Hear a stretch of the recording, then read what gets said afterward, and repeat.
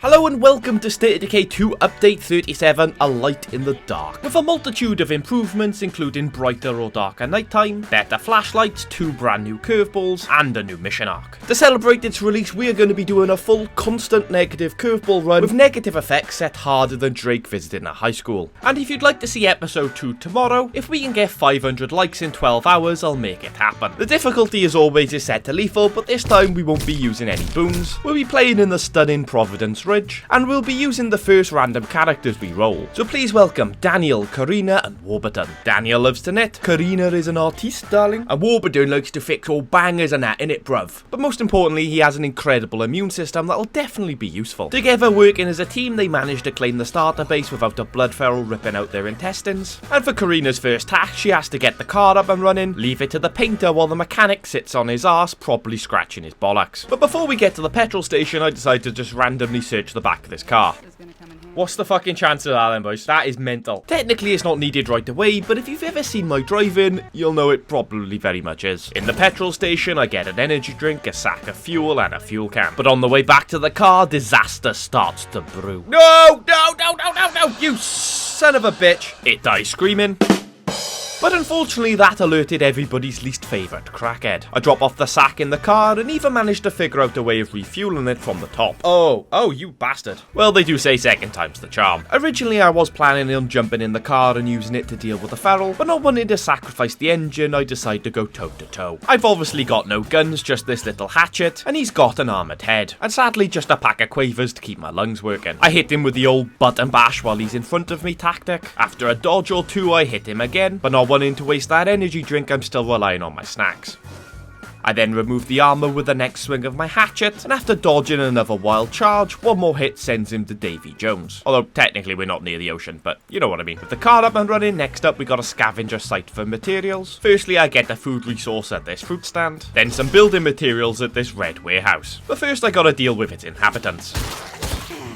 Luckily I also find a can of fuel, which was very much needed for what's coming. Oh yes, I'm teasing content you've already chosen to watch. What a desperate prick. I drop everything off, start construction of the workshop, then get swamped by a wandering horde, which my friends very much refuse to help with. Yeah, don't mind me boys, just hanging on for dear life like. But once Karina has very much single-handedly dealt with the threat, I swap to Warburton as Karina has earned a good rest. But I'm unable to craft any plague cures at the moment because I haven't got any plague samples. To get plague samples, I'm gonna need to take on a plague card, and in order to do that I'm gonna need some better weapons. So I set my sights on a military outpost just down the road. I have just enough influence to claim it as an outpost, then get a decent sidearm with plenty of ammo, flash grenades, an ammo resource, but most importantly a heavy weapon. That means I'm finally ready to take on our first plague card. But first I decide to search the shed next door, mainly looking for building materials. Unfortunately, the first thing I find is a bunch of flesh-eating knobheads just wanting to digest my outer layers. But hey, at least I can get some chems and building mats. Then with no immediate threat, I'm safe to claim the first phase of the plague card, kill anything and everything that then comes at me, before defeating the second phase of the plague card. I then drag all the hordes outside with the sickest of burns, before heading back inside and finishing the job for good. Then once I've collected some incredible early game loot, I deliver 2 samples to strangers, then it's time to collect more supplies while we wait for curveballs to start spawning. I get a food resource as well as a food outpost, collect meds from this urgent care, then finally a building sack from the shed. And that's when we get our first of so many curveballs. Ransacker's Post. Basically, we've stopped getting daily fuel and materials, which is fine as we weren't getting any anyway, and to stop the disruptions, we're gonna have to take them out. Well, let's have a look with the oh, for crying out loud, the other side of the map, like. Well, that's alright, it's a good thing I've collected plenty of fuel.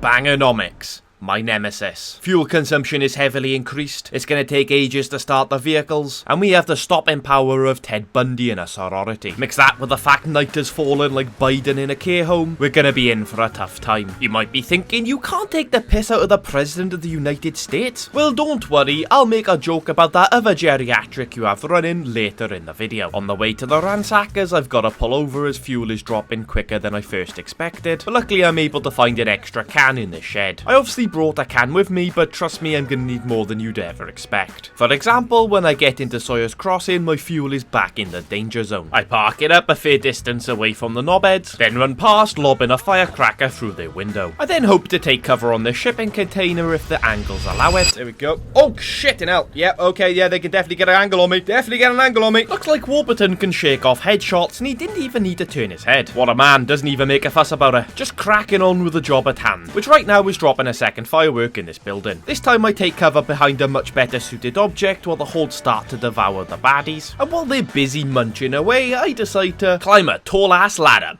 Baby. You see, my original plan was to deal with the ransackers and making the most of my fuel, take on a plague cart or two down here, and hopefully set up an outpost as a sort of secondary base away from home, but as you're about to see, that didn't go to plan. On the way back to the ransackers, I loot more fuel from the big old fuel tank. Then while I'm attempting to drop everything off at my car, I've got to dodge shots from the hostiles. But hey, at least it's not from my own fan base. That would be really embarrassing. Then before I re-engage combat, I make sure to fill up the car, and from the site of our earlier fail, I claim our first victim, which goes well. Oh shit, yep. It's a juggernaut. Oh, juggernaut you say? A juggernaut is an ideal freak to deal with our problems, being able to deliver a killer blow as well as being able to take more hits than a rapper's girlfriend. Now you might think of this as cowardice, but I see it as tactical genius. By hiding in the shed nearby, the hostiles are drawn out into the open where the juggernaut and other plague Zeds can rip them to pieces. And on the off chance the hostiles make it through the army of the dead, I corner camp with an automatic assault rifle. Win-win. This way I can eliminate all but one of the ransackers, but that means with no fresh meat easily accessible, the dead turn on me, and the following fight results in my axe taking too much damage. It's not good. Luckily I'm able to get a big old shovel off one of the corpses. With a moment's respite I manage to grab some more building materials and some more fuel, but I can't leave yet as there's still one hostile remaining. Unfortunately both my car and pockets are full to the brim, and with plenty of the dead around I don't have time to sort through what's important, so just drop a load of shit on the floor. Littering is disgusting.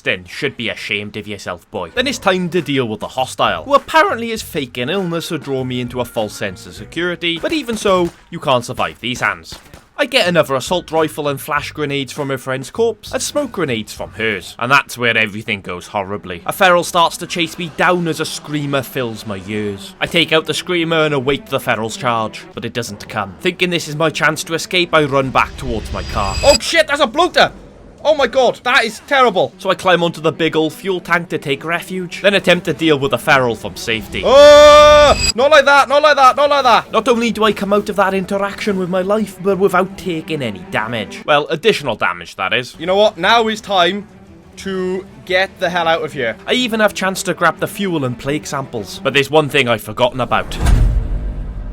Oh shit, I forgot about Bangonomics! The Juggernaut's charge prevents the feral from ripping me out of the car and most likely saved my life. That was too close to call. I think it's fair to say we gotta get back to base to give Warburton a rest. Although I do need to make a pit stop to refill fuel because, you know, Bangonomics. Then with no further issues we get back to base, even if it did cost us an entire fuel can. Then before checking into the infirmary I speak to Daniel, who seems to be coming down with an illness. That's the end of the weather curveball. With terrible firearm handling, lower efficiency from first aid, and fatigue will occur much quicker, we'll need 3 sacks of medical supplies to fix it. I also need more building materials to upgrade our infirmary to level 2, as someone thought it would be a good idea to upgrade the workshop first so we could craft mollies. Well, now nobody is recovering health passively, so we need to get the move on as Daniel is our last character who hasn't taken damage. So first I head to this area, collecting 2 building materials from 2 different sheds, while also collecting plenty of fuel for myself. That's enough to upgrade the infirmary, so in 16 minutes we'll be finally healing passively. I then drop off some food to the guys we helped out earlier, and with them now allied, I can start selling all the shite I've been collecting so far. I even managed to pick up our first of 3 medical supplies. I still need 2 more to get rid of it, but luckily I have the perfect place in mind. But first I obviously ran out of fuel thanks to... But that actually worked out quite well as I stopped right next to a public bathroom where I pick up a second sack of meds. But the actual destination I had in mind was this medical centre right next to a pharmacy, although there appears to be a plague cart in the way. But with the 2 smoke bombs I pinched from a corpse earlier, and now being able to craft mollies, this is gonna be a cakewalk. I complete the first phase under the cover of smoke, but I'm not quick enough to escape the gas cloud that follows, so I avenge my lung capacity with a Molotov. Then using up my second smoke, I complete the second phase, although in hindsight I should have to save that for the final phase, as the second always comes quicker. They do say art imitates life at the end of the day. Climbing onto a horse box to regain stamina, I get an angle to toss a molly through an open window to burn up the undead, before taking a well-deserved victory over the play card. Immediately taking the first aid kit from the heart sorts out the lung capacity, but as the car is full I can't just quickly drop off my supplies. You son of a bitch. So I burn everything and anything before I'm able to sort out the infantry issues. I also free up a space by using a toolkit, which if you think about it should stop.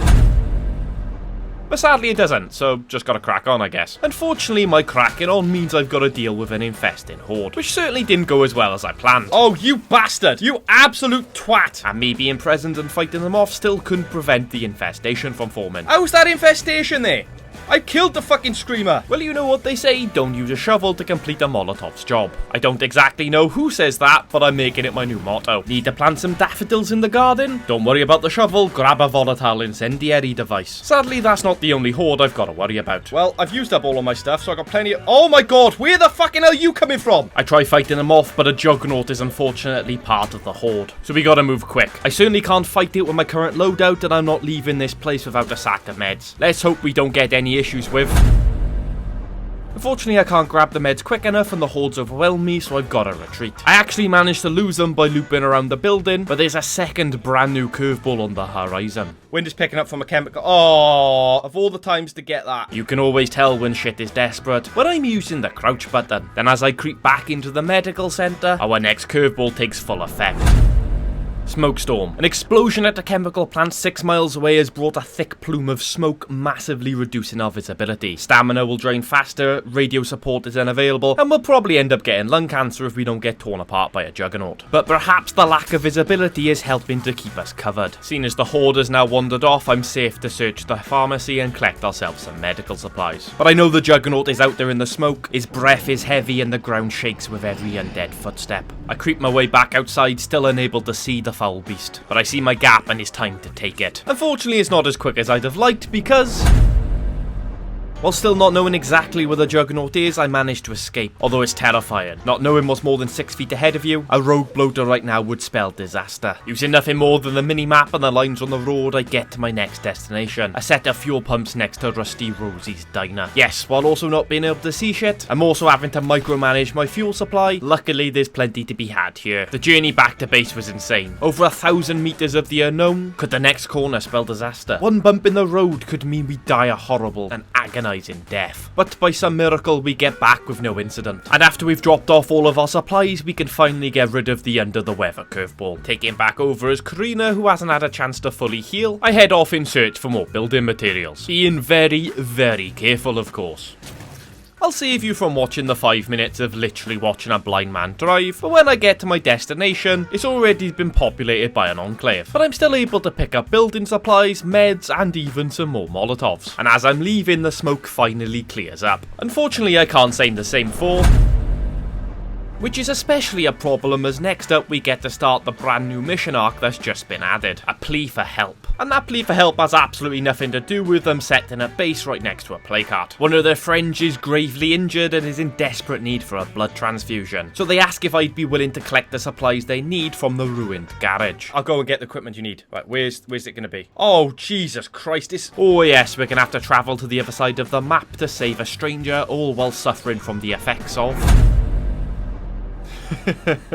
Is that effect getting old yet? Because I'm telling you, it's not bloody annoying as— Okay, fine, I'll stop now. It's a nearly 2,000 meter trip where I have to plan my journey around potential looting spawns for petrol. And who'd have guessed the best place to get petrol is a petrol station. Luckily, I'm able to collect enough for the journey south, but potentially not enough for the way back. And I know what you might be thinking, why not take the river south to try and save some petrol? Well, unfortunately, that's not going to work as water now slows you down. But to be fair, I quite like that addition. It adds to the realism and is also less affected on vehicles that are taller. I arrive at the ruined garage, smack about a Z05 before collecting a sanitizing machine and more fuel. I do have to fill up again on my way back north, which is a bit nerve-wracking with a horde closing in, but ultimately we get back and give him the sanitizing machine, saving the bloke's life. This new enclave arc is apparently 6 or 7 missions long, and don't worry, we'll be doing more of whatever they ask in a future episode. But seeing as we're here and we have strangers watching our back, I decide to take on the placard next door, and you'll be glad to know as I start smacking the sack, Bangernomics comes to an end. we take out the plague art without too many issues, while also making sure to collect all of his juicy loot, before heading back to base to give Karina a rest. Thank you all so much for watching. If you want to see the next episode ASAP, please whack a like and subscribe if you're new, and let me know your thoughts about Update 37 in the comment section.